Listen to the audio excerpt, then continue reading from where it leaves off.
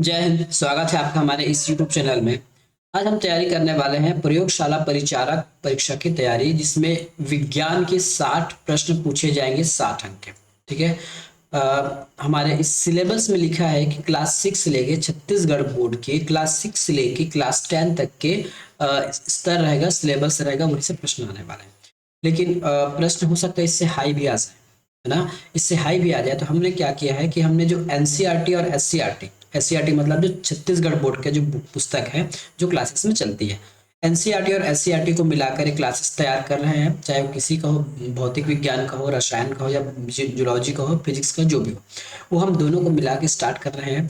उसके बाद सारे क्वेश्चन टेस्ट लगाएंगे, जितने भी प्रश्न 1500-1600 अभी तक के 10-12 साल में विज्ञान से पूछे गए हैं, वो प्रश्न लगाएंगे। उसके बाद कुछ स्पेशल क्लासेस भी लगाएंगे। स्पेशल क्लासेस मतलब केवल प्रकाश के बारे में, केवल ध्वनि के बारे में, या फिर 11-12 का। ठीक है।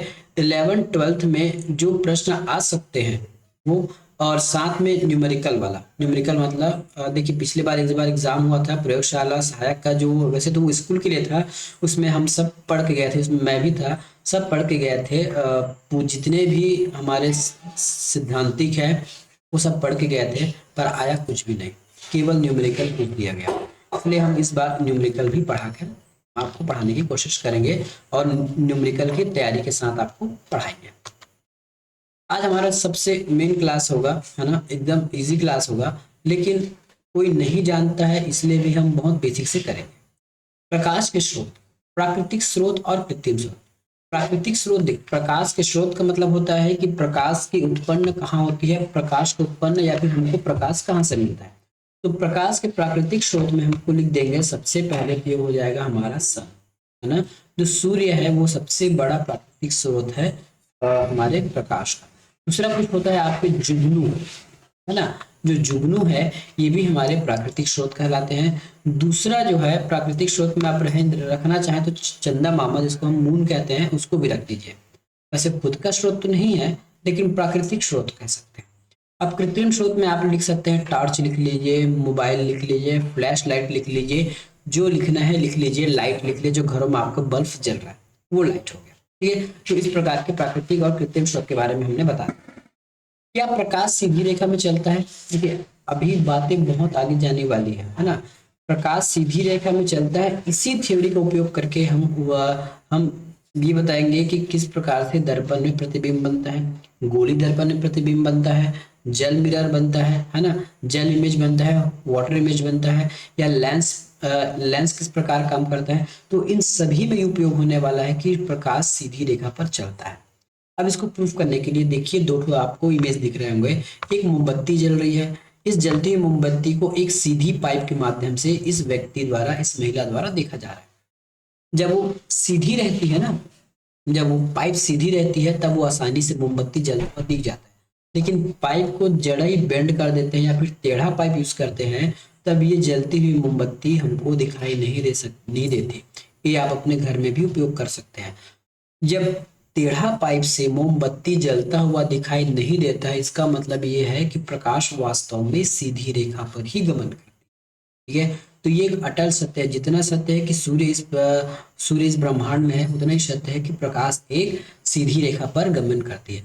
अब इसका मतलब ये नहीं है कि प्रकाश केवल एक ही रेखा पर गमन करेगी। जैसे मैंने यहाँ मोमबत्ती बना दिया है ना, तो प्रकाश इधर भी जाएगी, इधर भी जाएगी, इधर भी जाएगी, इधर भी जाएगी, इधर भी जाएगी, लेकिन जिधर भी जाएगी सीधी रेखा में जाएगी। ठीक है। अब हम कुछ शब्द जानेंगे। पारदर्शी किसको कहते हैं, अपारदर्शी किसको कहते हैं, और पारभाषिक किसे कहते हैं। पारदर्शिक मतलब वैसे वस्तुएं जिसके हम आर पार देख सकते हैं। अब आर पार कैसे देखेंगे, तो वैसी वस्तुएं जिससे प्रकाश आर पार निकल जाती है, जैसे कांच, पॉलीथीन, है ना। ये चीजें, कांच, पॉलीथीन या फिर जल से भरा ग्लास, ये इसके हम आर पार देख सकते हैं। आपके स्केल से भी आप आर पार देख सकते हो। ठीक है। मिरर से आर पार देख सकते हो, एक पतली झिल्ली से आर पार देख सकते हो, कई बार एक पतले कपड़े से भी आप आर पार देख सकते हो। तो इस चीजों को हम पारदर्शी कहेंगे। ठीक है। जिसके आर पार देखा जाए पारदर्शी, और जिसके आर पार नहीं देखा जाए वो अपारदर्शी। उसके एग्जाम्पल क्या हो सकता है, ये आपका दीवाल, ठीक है, दीवाल, किताब, इस प्रकार की कुछ चीजें हैं जिसको हम आर पार नहीं देख सकते। और पारदर्शी में क्या देखा हमने, दर्पण, ठीक है, जल, कांच से भरा गिलास, पॉलीथीन, ये सब। अब एक नया टर्म है पारभाषी। क्या होता है ना? पारदर्शी समझ में आ गया कि आर पार देख लेंगे, अपारदर्शी समझ में आ गया कि आर पार कुछ दिखेगा ही नहीं, दीवार के पीछे क्या हो रहा है। पारभाषी का मतलब होता है कुछ ऐसी चीजें होती है जिसको हम आर पार देख भी सकते हैं और नहीं भी देख सकते हैं। इसका मतलब ये है कि धुंधला दिखता है। कुछ ऐसी चीजें हैं जैसे गंदा कांच, है ना, स्क्रैच कांच, है ना, या फिर धूमिल कांच, या फिर एक पेपर पर तेल लगा हुआ पेपर जिस पर हम आर पार तो देख नहीं सकते, थोड़ा सा धुंधला धुंधला दिखता है ना। तो ऐसी चीजों को हम कहते हैं पारभाषी। क्वेश्चन में आ सकता है कि पारभाषी क्या चीज है, या फिर इसके उदाहरण आपको पूछा जा सकता है। तो पारभाषी क्या होगा? जिसके आर पार धुंधला धुंधला देखा जा सके वो पारभाषी वस्तुएं हैं। ठीक है, आर पार दिख जाएगा तो पारदर्शी है, और नहीं दिखा तो अपारदर्शी है। अब वास्तव में छाया क्या होती है? देखिए, आप जब भी जमीन पे देखते हैं, चलते होंगे, आपके दीवार का छाया, आपके घर का छाया, आपका खुद का छाया आपके साथ चलते रहता है। तो वास्तव में होता क्या है? ठीक है, जब भी देखिए, एक एग्जाम्पल से समझिए, एक लड़का है, ठीक है, इसके ऊपर टॉर्च को जलाया जा रहा है, तो जहां जहां टॉर्च जल रहा है इसकी कपड़े चमक रहे हैं, लेकिन ये जो लाइट है इसके कपड़े या इसके शरीर को आर पार करके नहीं निकल रही है। ठीक है, तो इसके बाद क्या होगा? तो हम ये कह सकते हैं कि अपार छाया वास्तव में क्या होती है? तो अपारदर्शी, जब प्रकाश जो है किसी अपारदर्शी माध्यम से आर पार नहीं जा सकती, तब छाया का निर्माण होता है। ठीक है, तब इस छाया का निर्माण होता है। वास्तव में वो क्या रहा है ये देखिए, इस टार्च से तो बहुत सारी रोशनी जा रही है, कुछ रोशनी इसके शरीर पे जा रही है जो आर पार नहीं हो रही, लेकिन कुछ कुछ रोशनी जो है इसके बाहर से निकल रही है ना, इसके बाहर से निकल रही है। वो रोशनी यहाँ पे इस जो गत्ते पर तो प्रकाश डाल रही है, क्योंकि ये रोशनी सीधी चलती है और इसके कंधे से पार होकर जा रही है, इसलिए इस पर तो प्रकाश दिख रहा है। लेकिन जो प्रकाश इसके शरीर से जा रही है ना, जो इसके शरीर में टकरा रही है, जो आर पार नहीं हो पा रही है, उस स्थान पर धब्बा दिखाई दे रहा है। वास्तव में यहाँ प्रकाश जा ही नहीं रहा है ना। प्रकाश जाता तो छाया नहीं बनता, प्रकाश नहीं जा रहा है इसलिए वहां पे छाया बनता हमको दिखाई दे रहा है। ठीक है, तो तो छाया चीज क्या चीज है? छाया एक ऐसी वस्तु है जो अपारदर्शी वस्तुओं के द्वारा बनता है। ठीक है, अपारदर्शी वस्तुओं के द्वारा छाया बनता है, पारदर्शी वस्तुओं से छाया नहीं बनता। अब हम अगली बार चर्चा करेंगे प्रछाया और उपछाया क्या होती है। ठीक है, प्रश्न जो है लो लेवल से भी आ सकता है और हाई लेवल से भी आ सकता है, किसी भी लेवल से आए आप अपना लेवल ठीक करके रखिए। प्रछाया और उपप्रछाया क्या चीज है? देखिए, नीचे आपको कुछ इमेजेस दिख रहे होंगे, एक गोला है ना। अब गोले से कुछ प्रकाश निकल रही है। देखिए, चित्र आपको एस प्रकार का एक बड़ा सा स्रोत है, ए बी का स्रोत एस और पी के स्रोत पर्दे पर पी पर रखा गया है। पर्दे सीडी भाग में प्रकाश की कोई किरण नहीं पाती, इसलिए यह भाग पूर्ण रूप से अंधेरा है। ठीक है, अब इसको छोड़िए, मैं आपको ये बता देता हूँ। एक गोला है ना, ये एक गोला है, यहाँ से कोई प्रकाश आ रही है ना, तो यहाँ से जो सीधा प्रकाश आ रहा है वो तो इस गोले से टकरा गया, जो आगे नहीं गया, इसलिए इतने एरिया को पूरा डार्क कर दिया, प्रकाश आया नहीं है। अब कुछ प्रकाश ऐसे निकल के आ रही है ना, ऐसे निकल के आ रही है, लेकिन हल्का हल्का हल्का आ रही है। कुछ प्रकाश आ रही है लेकिन हल्का हल्का आ रही है, तो जो हल्का शेडेड है उसको उपछाया कहते हैं। ठीक है, जो हल्का छाया है उसको हम उपछाया कहते हैं, जिसमें धुंधली धुंधली कुछ किरणें पड़ रही है। ठीक है, और जो अंधेरा वाला भाग है जिसको डार्क शेडेड है, इसको छाया या फिर प्रछाया कहते हैं। जब भी आप चलेंगे जमीन को देखिएगा, आपके साथ साथ आपकी छाया चलेगी, और साथ में आपके शरीर के जस्ट थोड़ा सा अगल बगल देखेंगे तो एक धूमिल हुआ, है ना, हल्का काला, पूरा काला नहीं, हल्का काला कलर का आपको छाया दिखेगा, वो आपका उपछाया या फिर प्रछाया कहलाता है। ठीक है, तो ये समझ आ गया कि छाया और प्रछाया क्या हो गया। सीधी सी बात है, ये यहाँ पे वस्तु रखा गया था, वस्तु में जो किरणें पड़ रही है वो क्या है, इस पर पर्दे पर वो प्रकाश आ नहीं रहा है, तो इस वस्तु के बराबर यहाँ पे एक डार्क शेडेड बन गया, डार्क छाया, उसको प्रछाया कहते हैं।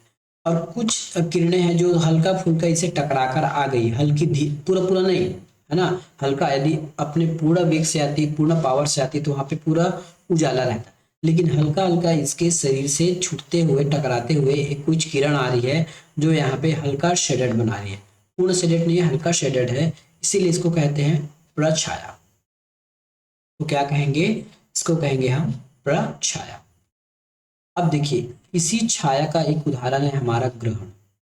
ठीक है, वास्तविक में ग्रहण क्या चीज है, ये होता कुछ भी नहीं है। देखिए, अब चंद्र ग्रहण, ग्रहण का मतलब देखिएगा, जो ग्रहण बोलेंगे वो हमको दिखाई नहीं देगा। अगर सूर्य ग्रहण कहा तो उस दिन सूर्य दिखाई नहीं देगा, चंद्र ग्रहण कह दिया तो उस दिन चंद्रमा हमको दिखाई नहीं देगी। सूर्य ग्रहण, चंद्र ग्रहण कैसे होता है, देखिए, एक सूर्य है और पृथ्वी और चंद्रमा।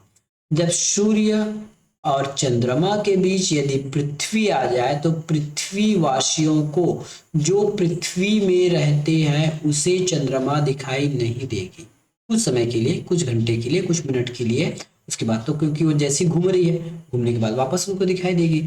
तो ये चंद्र ग्रहण केवल हमारे पृथ्वी वालों के लिए है।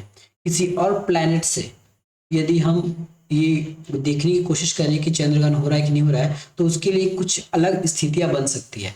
लेकिन यदि चंद्रमा और सूर्य के बीच पृथ्वी आ जाए तो पृथ्वी क्या है, होता क्या है, ये देखिए, ये यहाँ से जो कुछ रोशनी आ रही है, इसने पृथ्वी से टकराया और पृथ्वी से आगे नहीं गया, और ये जस्ट इसके पीछे चंद्रमा खड़ा है। तो सूर्य की किरणें चंद्रमा पर पड़ती ही नहीं है, इसलिए चंद्रमा दिखाई नहीं देता।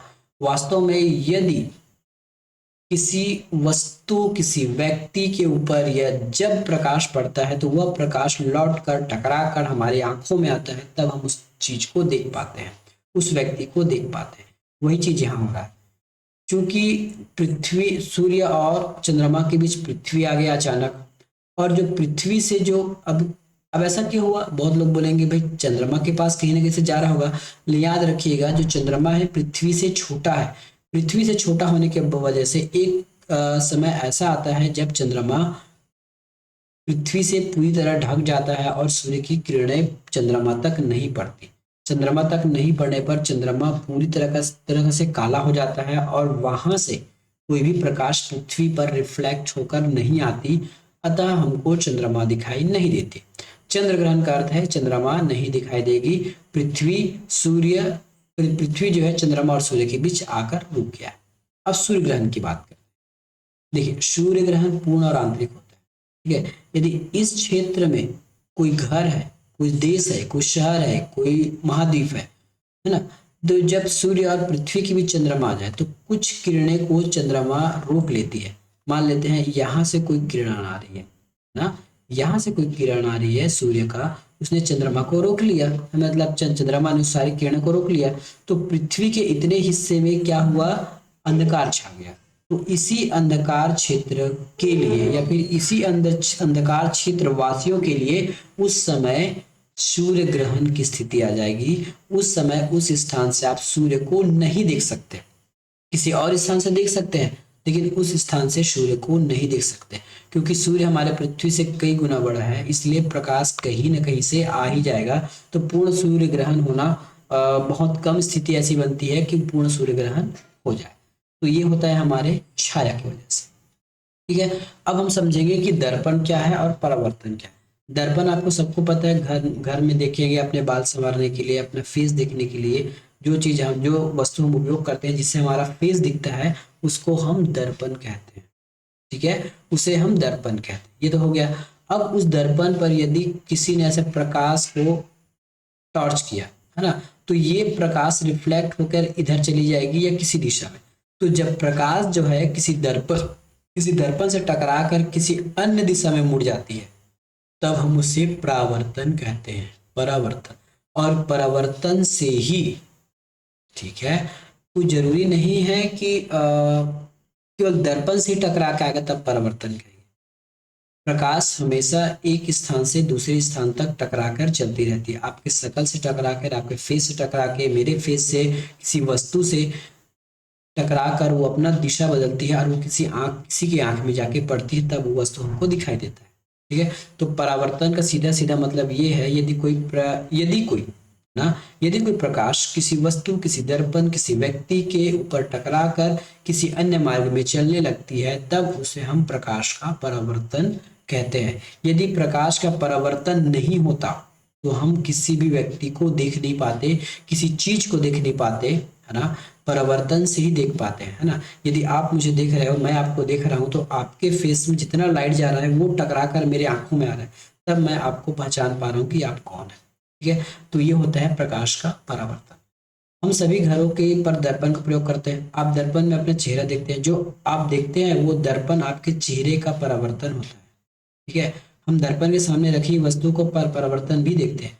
कभी कभी हम झील है, तालाब है, नदी, इमारतों को भी इसमें देखते हैं। ठीक है, तो वो भी परावर्तन कारण होता है।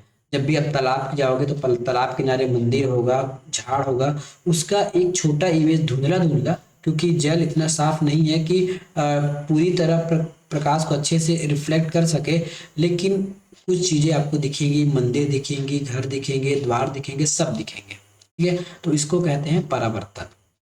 अब कुछ चीजें हमने इसमें देखी, वो देखिए, अपारदर्शी वस्तुएं प्रकाश को अपने से होकर नहीं जाने देती, सीधी सी बात है। जो चीजें अपारदर्शी हैं, जैसे दीवार है, वो प्रकाश से अपने से होकर जाने नहीं देती है, इसलिए हमको पीछे का वस्तु नहीं दिखता। पारदर्शी वस्तुएं प्रकाश को अपने से होकर जाने देती है, इसे दूसरी ओर स्पष्टता देखा जा सकता है। पराभासी वस्तुएं प्रकाश के कुछ भाग को ही जाने देती। पराभासी मतलब धुंधला धुंधला। जब प्रकाश के पथ में कोई अपारदर्शी वस्तु आती है तब छाया बनती है। प्रश्न 1 नंबर में आ सकता है। साधारण सामग्री सूची छिद्र के अंदर, इसको हमने देखा नहीं था, छोड़ दीजिए। प्रकाश सरल रेखा में गमन करती है, ठीक है।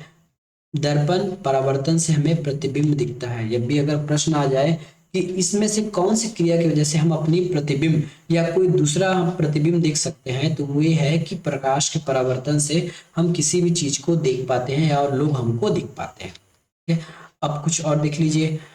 जिस वस्तु का अपना खुद का प्रकाश होता है ना, प्रकाश का स्रोत कहलाती है। प्राकृतिक और मानवकृत वस्तु को देख पाने के लिए हमेशा प्रकाश की आवश्यकता होती है। यही प्रकाश वस्तुओं से टकराने के बाद हमारे आंखों में आता है, याद रखिएगा। वस्तु को देख पाने के लिए प्रकाश सबसे आवश्यकता होती है। वो प्रकाश पहले वस्तु के ऊपर पड़ेगी। जैसे मान लेते हैं यहाँ पे एक सूर्य बना लेता हूँ और एक समान है और ये कोई आंख है, ठीक है। तो एक प्रकाश यहाँ चलेगा चलेगा और ये टकरा कर इस व्यक्ति के आंख में पड़ेगा। जब ये आंख में पड़ता है टकरा के, तभी हम उस वस्तु को देख पाते हैं। अंधेले में देख के बताइए, ठीक है। यदि आप बोलते हो कि हम आप आंख से देख पाते हो, तो अंधेले में देख के बताइए, नहीं देख पाओगे। प्रकाश सीधी रेखा में गमन करती है। प्रकाश की चाल 3 लाख किलोमीटर प्रति सेकंड है। 1 सेकंड में 3 लाख किलोमीटर का स्पीड से चलती है प्रकाश। प्रकाश के पथ में अपारदर्शी वस्तु रखने पर कि दूसरी ओर जहां प्रकाश नहीं पहुंच पाता ना, जब आप पारदर्शी वस्तु रख देंगे, यदि उसके, जैसे यहाँ देखिए, इस एग्जांपल देखिए, ये कोई सूर्य है, ठीक है। ये मैंने अपारदर्शी वस्तु रख दिया, यहाँ से प्रकाश चल रही है। क्योंकि अब यहाँ से प्रकाश चल रही है, ये अपारदर्शी वस्तु है, अपने से प्रकाश को होकर जाने नहीं देगी, तो इसके पीछे एक इमेज बनेगा, एक छाया बनेगा, ठीक है। एक छाया बनेगा और प्रकाश कुछ भागों में पहुंचता है धुंधला धुंधला, तो यहाँ पे पूरा छाया बन जाएगा, ठीक है। जब प्रकाश की किरणें किसी चमकदार सतह से टकराती है तो प्रकाश की दिशा में परिवर्तन हो जाता है, इसको हम प्रकाश की परावर्तन। वैसे इसमें लिखा है कि चमकदार सतह से, लेकिन कोई जरूरी नहीं है कि चमकदार सतह से टकराए। आपका फेस का चमकदार है, वहां से तो प्रकाश टकरा के मेरे आंखों में आ रही, तब तो मैं आपको देख पा रहा हूँ, ठीक है। तो कोई जरूरी नहीं है कि चमकदार सतह से ही टकराए, वो किसी भी सतह से टकराए, प्रकाश का परावर्तन कहलाती है, ठीक है। तो आज की वीडियो में इतना ही, मिलेंगे नेक्स्ट वीडियो में, तब तक के लिए धन्यवाद। चैनल पर नए हैं तो चैनल को सब्सक्राइब कीजिए, वीडियो को लाइक कीजिए। मिलेंगे नेक्स्ट वीडियो में।